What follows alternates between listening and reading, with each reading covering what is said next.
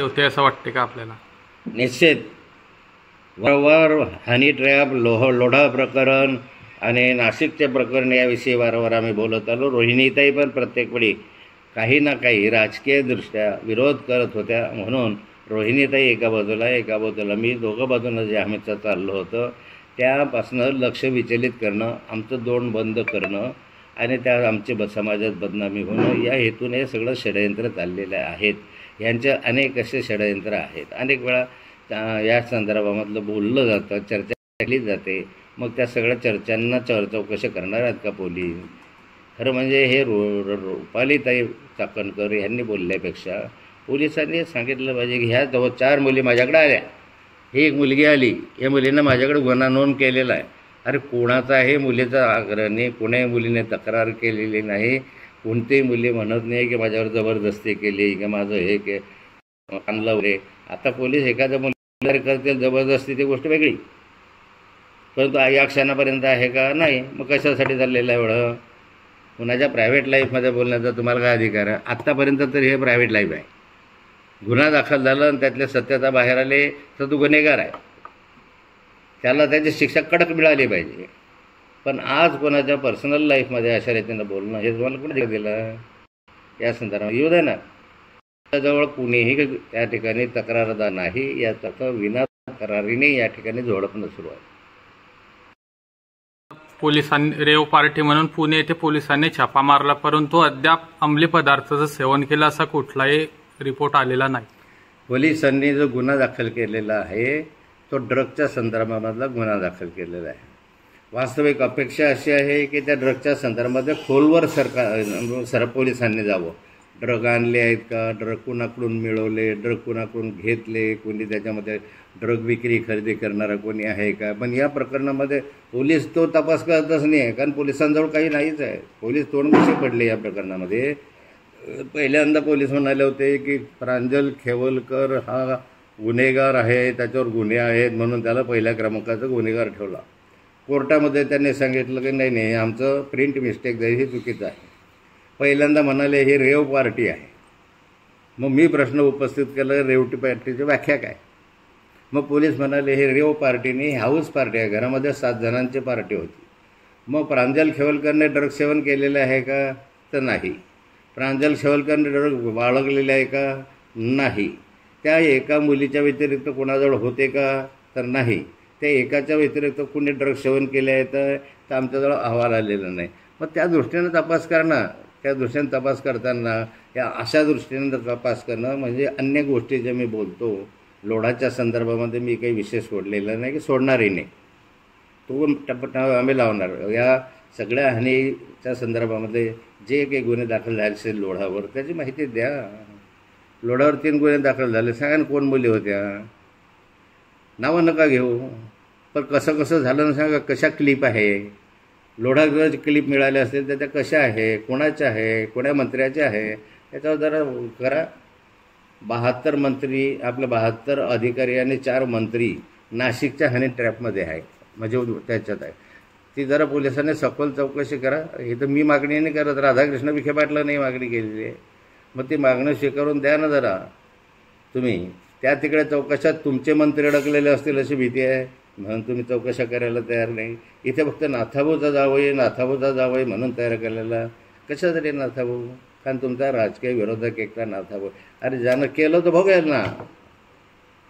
मी कधी समर्थन केलं नाही, पहिल्या दिवसपासून नाही. पहिल्या दिवशी मी म्हटलं की मी कोणत्याही वाईट गोष्टीचं समर्थन करणारातलं नाही, कोणाला त्याचा शिक्षा कायद्यानुसार. परंतु अशा रीतीनं बदनाम करण्यासाठीची जी मोहीम चालू आहे त्याचा मी निषेध करतो. फोटो दाखवले त्यावेळेस का आंदोलन केलं नाही? मग त्यावेळेसच आता तो जयकुमार गोरेनं सगळा उघडा नंगा फोटो टाकला होता, त्यावेळेस का आंदोलन केलं नाही? ज्यावेळेस आपला हा मंत्री यवतमाळचा त्यांनी त्या ठिकाणी 2-4 बायकांच्या संदर्भातले संबंध प्रस्थापित केले, त्याबद्दल का तुम्ही बोलले नाही? कारण हे याच्यात बोलणार नाही आहे, ते या विषयीच फक्त बोलण्यासाठी आहे. चेकाने या विषयाचा अर्थ जरा समजून घ्या. आणि माझ्या बाळांनो जरा नीट वटणीवर या. नाथाभाऊचे दिवस आठवा. आज या संदर्भामध्ये हे करणं किती चुकीचं आहे जरा याचं चिंतन करा. अरे तुम्ही माझेच बाळ होते, रोज माझ्या हातून बाटलीनं दूध प्यायचे, आता जरा मोठे झाले, एवढाच प्रश्न आहे. आता लोढाच्या विरुद्ध आंदोलन करा. हो, विरोधी पक्षाचं असं म्हणणं आहे की आपण जावयाची बाजू घेऊन बोलत आहात.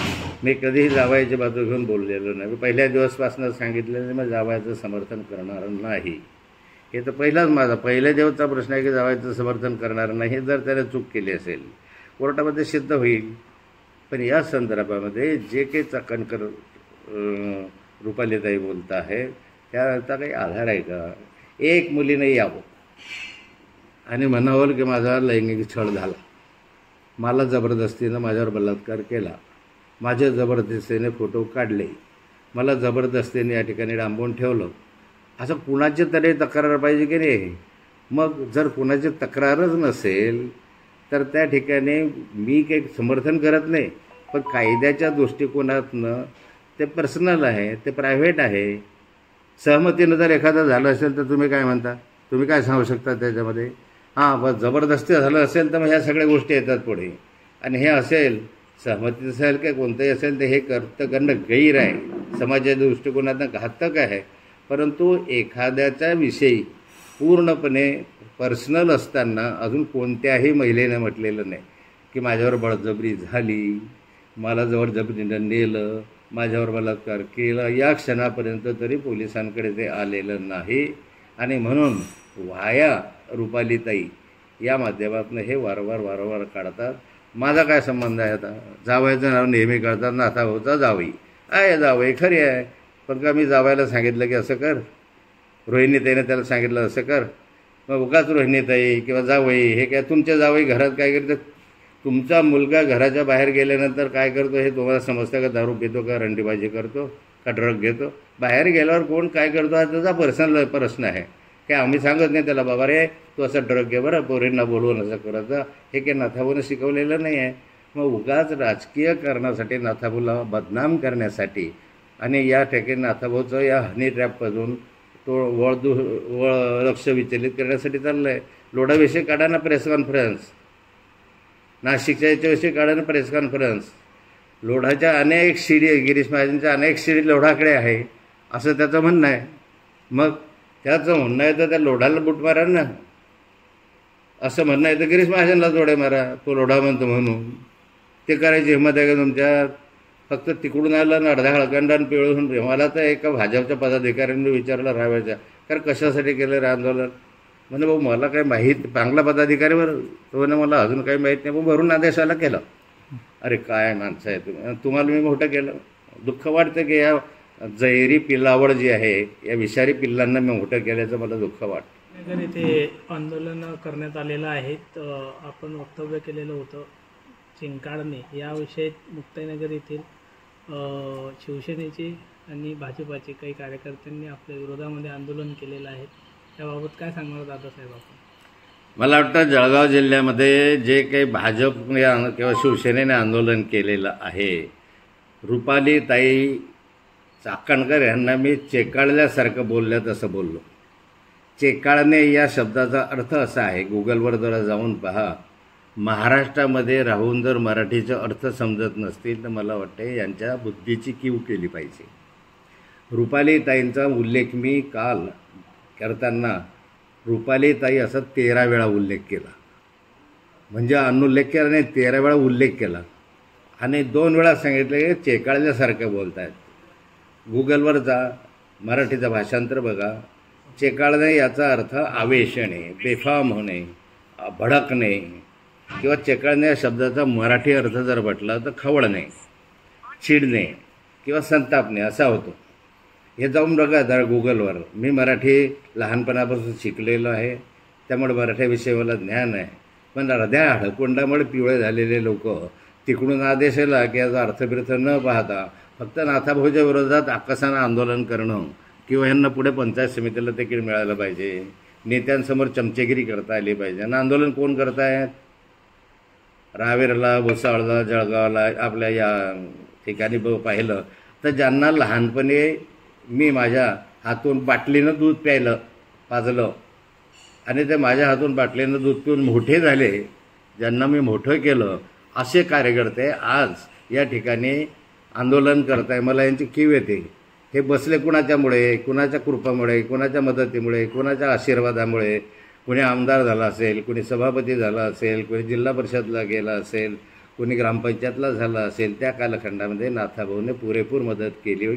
पार्टीच्या मदतीनं हे मोठे झाले असतील, पण नाथाभाऊची मदत मोठी होती. आणि आज माझ्याच हातून बाटलीनं दूध पिणारे हे माझेच चेहरे आज माझ्याविरुद्ध आंदोलन करायला लागलेले, याचं मला दुःख आहे. जरा त्यांनी मागचे दिवस आठवावे. नाथाभाऊच्या बरोबर कशा रीतीने राहत होते, कसे माझे चमचेगिरी चाटुगिरी करत होते, जरा लक्षात घ्या. आणि मग आंदोलनाच्या संदर्भात जरा चिंतन करा की या चेकाळलेला शब्द कशाला म्हणतात. एवढी जर अक्कल नसेल तर कुणीही सांगतो ना आपण आंदोलन करावं. याचा अर्थ असाने रुपालीताईंचा मी आदरानंच 13 वेळा उल्लेख केलेला आहे. रुपालीताई इथं माझ्या फार्म हाऊसला येऊन गेलेल्या आहेत, माझ्याकडं त्या जेवण करून गेलेल्या आहेत. ज्यावेळेस त्या होत्या माझ्या मुलीसारख्याच आहे. मी काय याच्यासाठी न बोललेलं कुठे महिलांचा हे केला, आदर केला, अनादर केला नाही. तुमच्या बुद्धीची क्यू करावी वाटते की या शब्दाचा तुम्ही अर्थ वेगळा केला, कारण तुमची बुद्धी त्याच दृष्टीनं चालते. लोढाच्या विरुद्ध का आंदोलन केलं नाही? गिरीश महाजनांचं नाव लोढाने सरळ सरळ घेतलेलं आहे, त्याच्याविरुद्ध का नाही आंदोलन केलं की आम्हाला गिरीश महाजनचा याला जोडे मारू, असं का नाही केलं? याच वेळेस